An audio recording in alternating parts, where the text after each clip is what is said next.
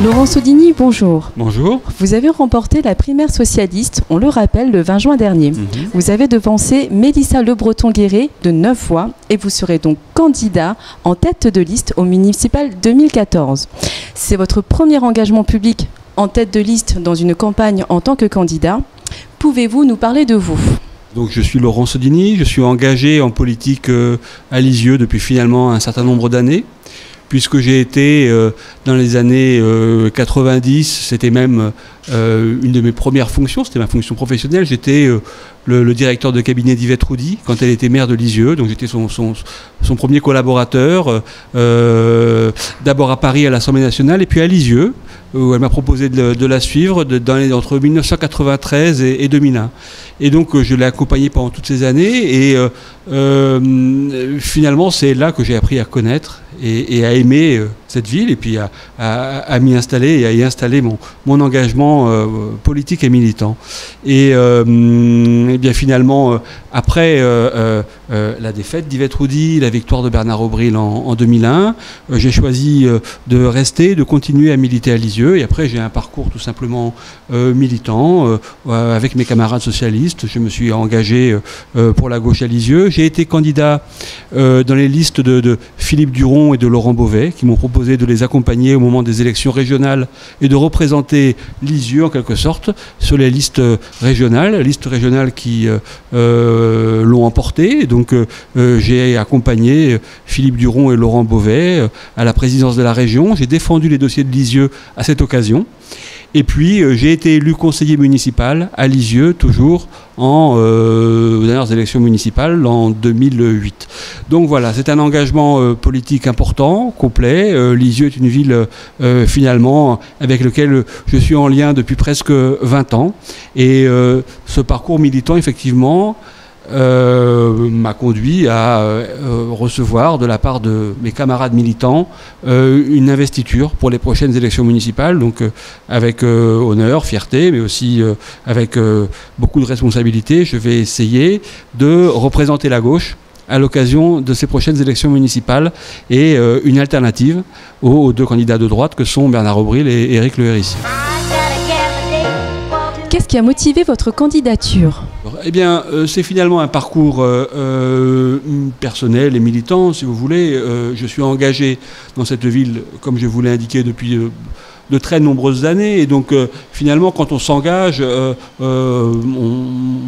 on affirme, on propose et on essaye de faire changer les choses et de faire que la ville évolue comme on souhaiterait qu'elle évolue, etc. etc. Et finalement, il n'y a pas de plus beau mandat, il n'y a pas de plus bel engagement et il n'y a pas de plus belle concrétisation de cet engagement que le mandat de maire. Et donc les élections municipales, c'est la faculté de construire un projet, une équipe, et finalement d'essayer d'incarner un changement et de nouveaux projets pour la ville. Et c'est ça qui a fait que je me suis engagé. C'est à la fois la conviction que Lisieux devait passer un nouveau cap. Lisieux devait changer maintenant, que le mandat de Bernard Aubril était arrivé en quelque sorte au bout de ce qu'il pouvait proposer pour la ville. Il y a des choses qui ont été faites, des choses qui sont plus contestables, et je pense que en tout cas c'est sans doute la fin d'une étape ou la fin d'un cycle, pour reprendre une expression que j'ai déjà entendue ailleurs de la bouche d'autres candidats d'ailleurs. Et c'est à la fois la fin d'un cycle et c'est la volonté, pour moi et pour mes camarades socialistes, et sans doute pour la gauche, d'essayer de proposer un projet pour la ville qui puisse lui permettre de passer une nouvelle étape. Quelles seraient vos priorités si vous êtes élu maire de Lisieux ? Alors d'abord, si je suis élu maire de Lisieux, moi je serai un maire à plein temps, 24 heures sur 24, 7 jours sur 7, présent pour le développement de la ville et son renforcement. Mes priorités, j'ai déjà commencé un peu à vous les dévoiler ou à vous en parler.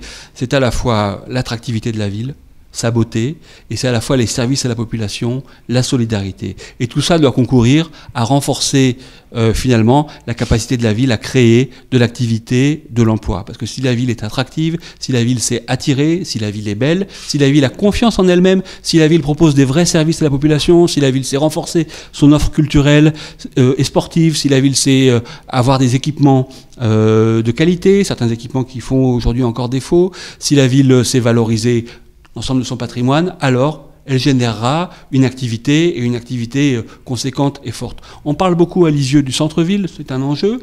Savez-vous que, hors administration, c'est-à-dire hors mairie et hôpital, le centre-ville de Lisieux, c'est près de 5000 emplois. Voilà, c'est typiquement en renforçant l'attractivité de la ville, en renforçant sa beauté, et on renforcera aussi l'activité au sein de cet espace-là, qui est par exemple la problématique du centre-ville. Voilà, donc mon projet, il va tourner autour de deux mots, beauté, solidarité, et une finalité, l'attractivité et l'activité pour Lisieux. Quelles sont les grandes lignes de votre programme politique ?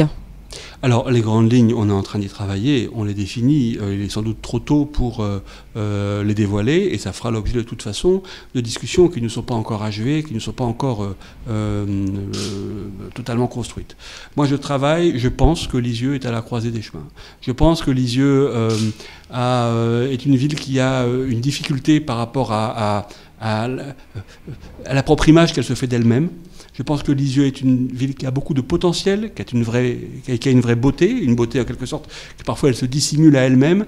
Et je pense que ce mandat-là doit être l'occasion de véritablement retravailler les fondamentaux du développement de Lisieux, que sont son embellissement, que sont son attractivité, que sont le renforcement de ses équipements, notamment dans le centre-ville, que sont la liaison entre les quartiers et le centre-ville. Voilà, toutes ces données-là, je veux les travailler, je veux les consolider, que peuvent être également, par exemple, la place de l'eau dans la ville. Le sait-on, la ville est traversée par de multiples rivières, un fleuve, même la Touques, etc. Je veux essayer de restaurer ça, je veux essayer de présenter un projet qui puisse restaurer la ville dans toute sa beauté, dans toutes ses dimensions. Et je pense que finalement, Lisieux est une ville qui a extrêmement souffert.